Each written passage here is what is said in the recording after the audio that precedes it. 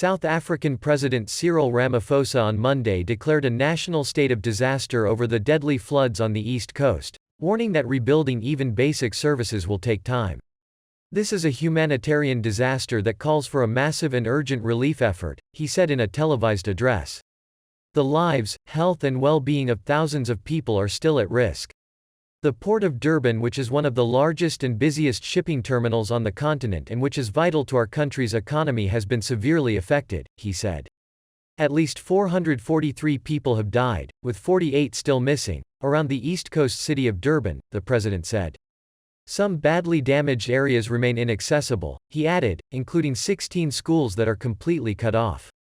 The state of disaster, similar to measures imposed to fight the COVID pandemic, unlocks additional resources to help rebuild.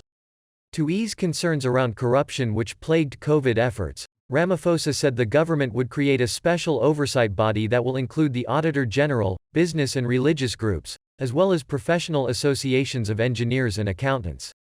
Earlier Monday, the military said 10,000 troops were deployed to help restore power and water and search for the missing.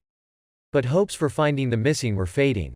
Clyde Nyker said his brother Ronald had been missing for a week, since he disappeared while trying to get to his job as a hospital radiographer. "Apparently, from what we heard, his vehicle got flooded and then he tried to go to safety," Nyker said.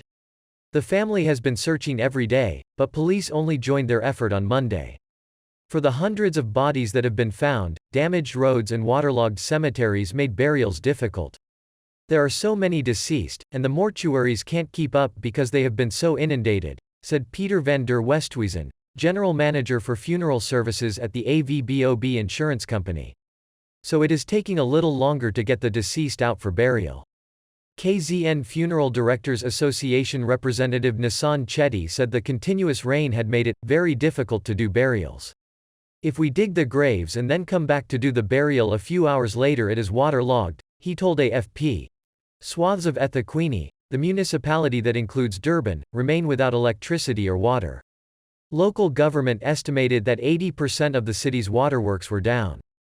Water tankers were being deployed across the region, but the authorities were struggling to fill them.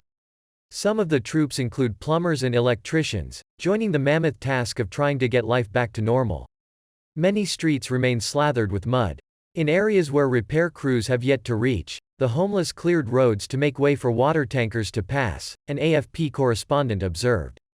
Residents complained the water tankers came unannounced, with little discipline as families raced to fill receptacles.